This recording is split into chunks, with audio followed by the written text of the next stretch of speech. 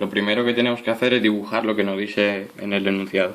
Vamos a dibujar la cuerda colgando y en ella a la vez un peso.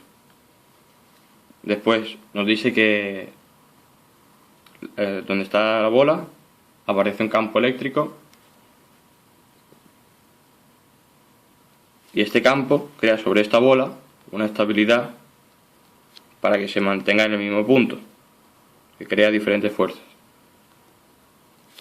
Este campo produce la fuerza eléctrica que se equilibra con la T sub X de la tensión de la cuerda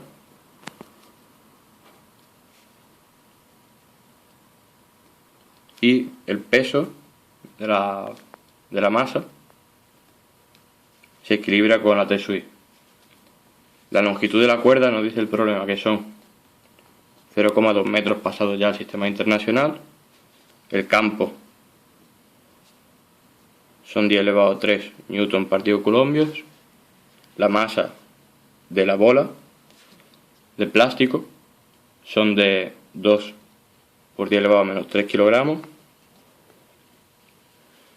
Y una vez ya teniendo estos datos, podemos aplicar las reglas de la superficie X potencial para que se mantenga aquí en equilibrio. Igualamos T sub X a la fuerza eléctrica, la T sub I al peso, esta y esta con esta y esta, y sustituimos. La T sub X es la tensión de la cuerda por el seno de 15 y la fuerza eléctrica se calcula por la fuerza Q por el campo.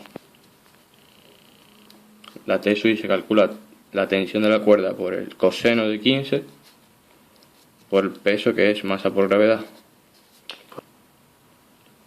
El ángulo 15 grados nos lo dice inicialmente en el problema, que es cómo está la cuerda inclinada. Son 15 grados.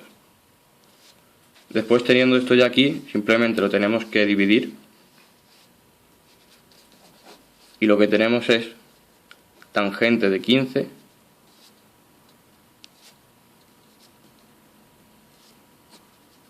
partido esto. La tensión se nos ha ido y seno partido coseno es la tangente. Lo que tenemos que hacer ahora, que es lo que nos pide en el enunciado, es calcular la carga. La carga es esta de aquí y simplemente la tenemos que despejar. Despejando esto, tenemos que llegar a esta ecuación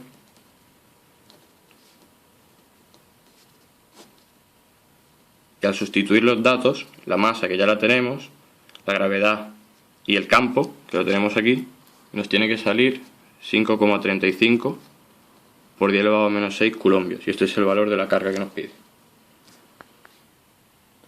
Bueno, si nos dice que expliquemos cómo cambia la energía potencial al aplicar un campo eléctrico, podemos decir que si cambia el campo eléctrico, la Q o la R cambian, ya que la K es constante. Una de las dos tiene que cambiar. Entonces, si cambia una de las dos, en la fórmula de la energía potencial también, o si ha cambiado la Q o la R, cambia también el valor de la energía potencial. Entonces son proporcionales.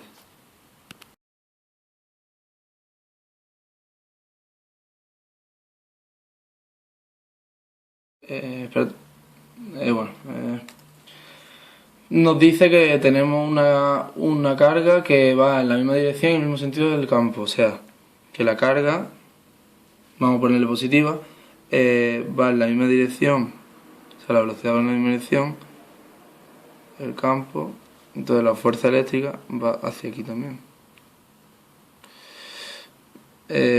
Si sabemos esto, sabemos que el trabajo, el campo eléctrico es conservativo, entonces el trabajo igual a la variación de energía potencial y la variación y el trabajo es igual a la energía potencial inicial menos la energía potencial final. Por lo cual, al moverse la carga positiva en la dirección del campo, el trabajo es positivo, lo que implica que la energía potencial o sea, la energía potencial inicial es mayor que la energía potencial final, por lo cual la energía potencial disminuye. Y si la carga, nos dice otra posibilidad, si la carga se mueve en la dirección contraria del campo, o sea que la carga se mueve hacia aquí, la fuerza iría en el mismo sentido, el campo iría hacia allí y la fuerza eléctrica iría hacia allí, el trabajo eléctrico es negativo, por lo cual implica que aquí en este caso sería que la energía potencial inicial sería menor que la energía potencial final. Final, por lo cual la energía potencial aumenta. Ahora lo que tenemos que hacer es dibujar lo que nos dice en el apartado B. Lo que nos dice es que nosotros tenemos la partícula positiva moviéndose en dirección perpendicular, o sea, formando 90 grados al campo. Si el campo lo tenemos así, la partícula va a describir circunferencias. Y nos pide que expliquemos cómo varía su energía potencial. La carga, como es positiva, se mueve por una superficie exponencial. Entonces esto quiere decir que en la posición de inicio y la final, que vuelve al mismo punto porque son circulares, esto quiere decir que no hay variación de energía potencial. Esto quiere decir que vale cero. Si no hay ninguna variación desde este punto, que es el inicio, hasta este punto, que es el final, significa que el trabajo es cero. Y además de esto, la energía eléctrica no genera ninguna energía potencial porque es conservativa.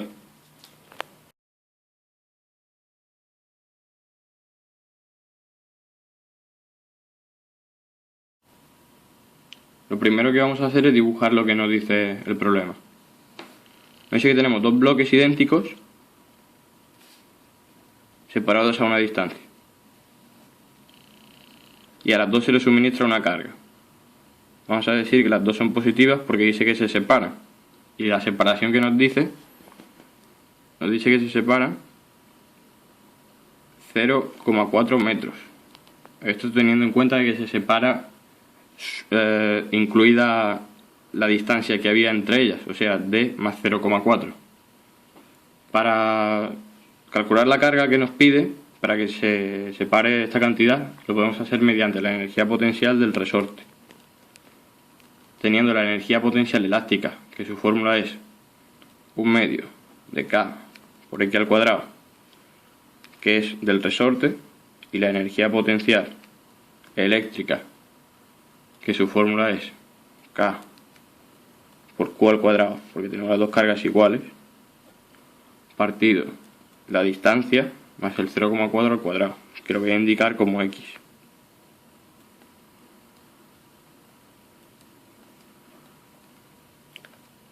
Ahora simplemente tenemos que igualar las dos ecuaciones .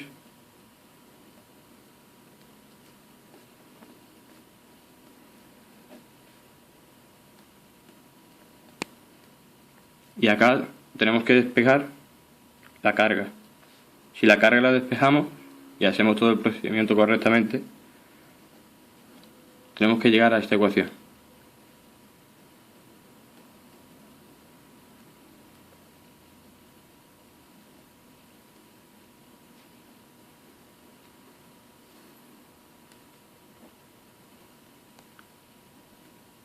El resultado que nos pide para hallar la carga nunca lo podremos averiguar porque no nos da la distancia inicial a la que está, o sea que solo lo podríamos dejar indicado. Con esta ecuación llegaríamos a la carga. Y vuelvo a repetir que lo que nos da es la distancia a la que ya se separan, pero no nos da la distancia inicial a la que estaban separados, que es la D. El apartado B nos dice si existiera un rozamiento, ¿qué ocurriría? Pues simplemente lo que ocurriría es que parte de la energía, o sea, de la energía potencial de las dos, se perdería. Y entonces, por lógica, la distancia de 0,4 metros a la que se separa inicialmente de la distancia sería menor de la inicial.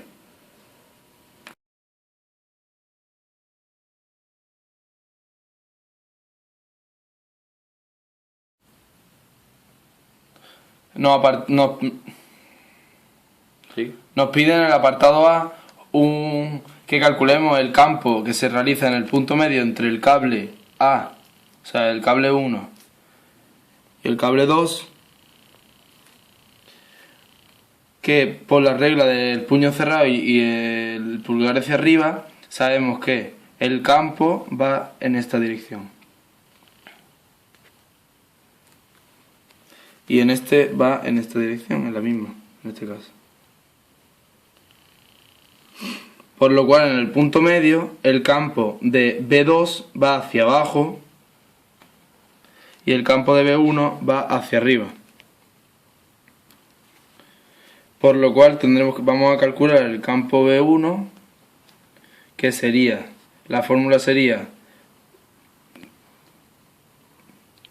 partido 2pi por D, en la cual en el B1 sustituiríamos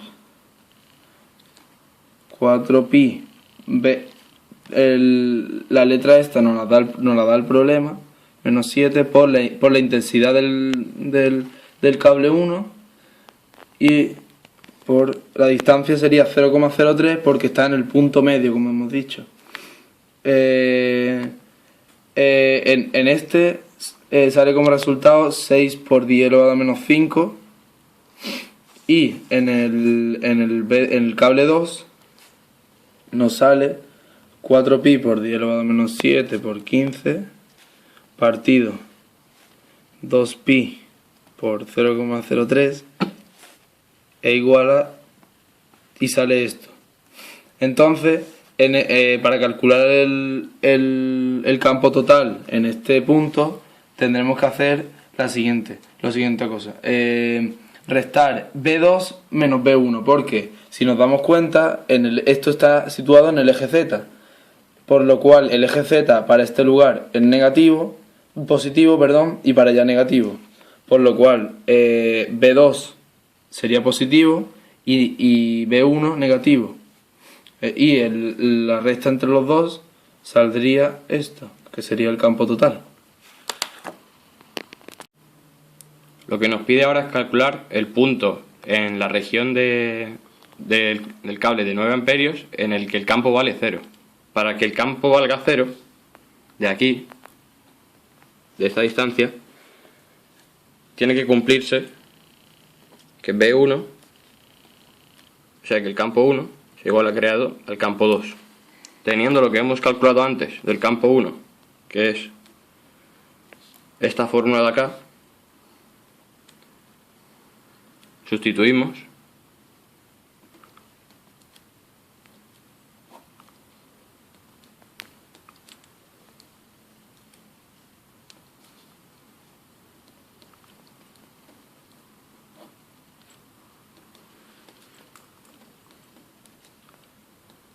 y esta X aquí que hemos puesto es la distancia a la que tenemos que valga 0.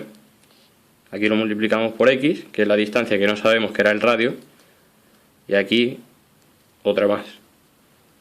Ahora simplemente teníamos que despejar la X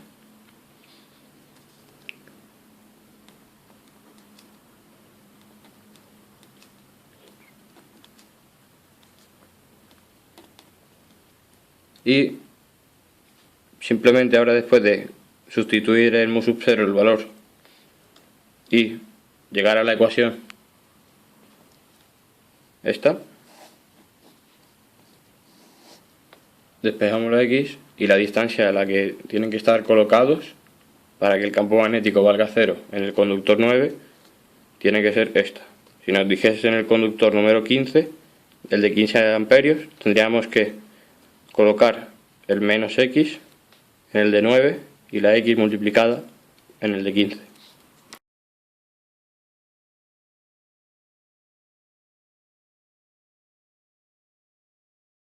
Lo que nos pide en este problema es calcular la fuerza total ejercida sobre una partícula en la que aparece un campo magnético y un campo eléctrico. Tenemos una carga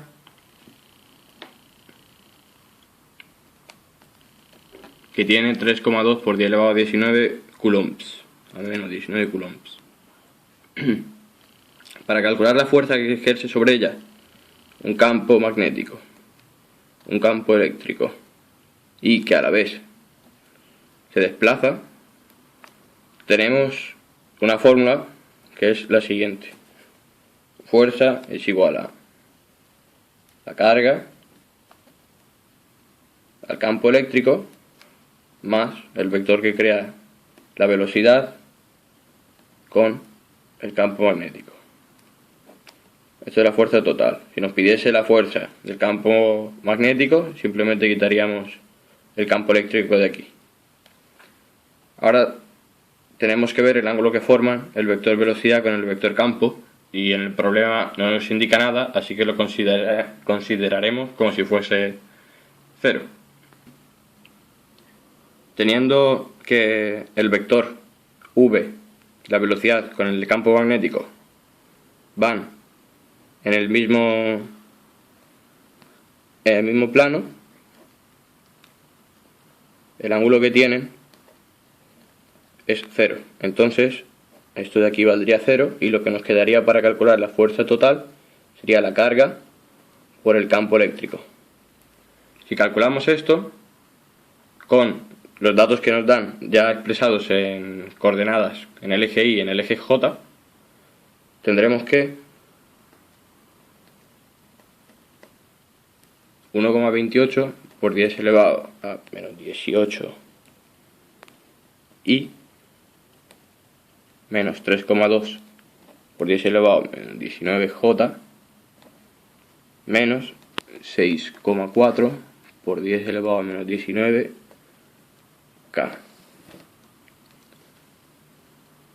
Como si una fuerza se mide todo en Newton.